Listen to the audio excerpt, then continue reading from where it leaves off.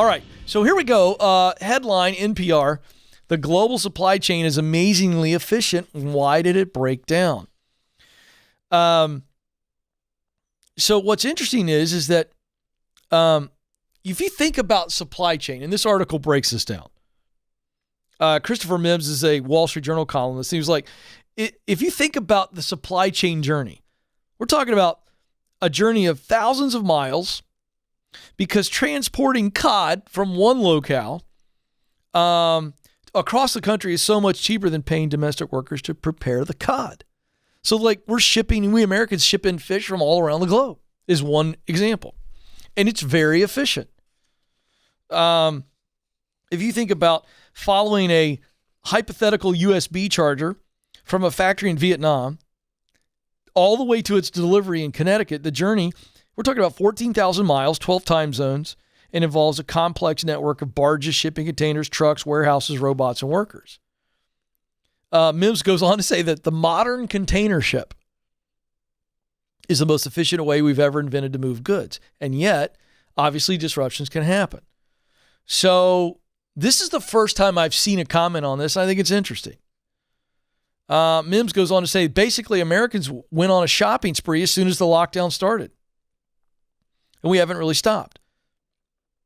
We're ordering so much stuff and have transferred so much of our spending from services like hospitality, vacations, and eating out to actual goods that it jammed up the network of the global supply chain. It is an overheated demand. And you know what? I'm sharing that with you folks because that was a real light bulb for me. If you think about it, we Americans are a people that are on the move, out and about. So when things slowed down, we weren't going out. And then we realized that we already were buying off of Amazon and other online retailers anyway, but now our habits kicked into high gear. And so the amount of money that we were spending on getting out, we were now going, well, I'm just going to go to this website. And we were just ordering stuff. And I think the ease at which we can get stuff has just increased that. And here's the deal. Can't keep up. I literally got a picture from a friend of mine who was in California a week ago, Alex. And he showed me a picture of the Long Beach Harbor.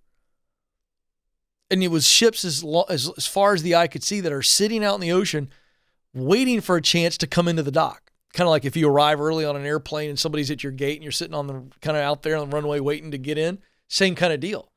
So it's crazy. And not to mention, we've had a lot of truck drivers that, kind of moved on to other things too. And then you've got the more demand for trucks. Once you get at the dock, we got to have more trucks, which means you got to have more truck drivers. So, pretty fascinating stuff when you think about it. So you want to know, why are things slowing down? Why can't I get my stuff? Well, there's why. Now, here's the little silver lining on all this. Okay. And this is a complex geopolitical issue that I'm not going to try to break down. However, one of the solves for this is we've got to get to a point as Americans where we go, we've got to create real tax incentives for American companies and stop making them to be the bad guys when corporations or small businesses want tax breaks, and realize that if we give them those tax breaks and allow them to use goods manufactured in the United States, not only is that going to help create American jobs for Americans, but it's also going to allow you to get your stuff faster. Like, I just don't think that we, the people, think about stuff like that. And I'm just going to give that to you. It's not a political show, but this is a political issue.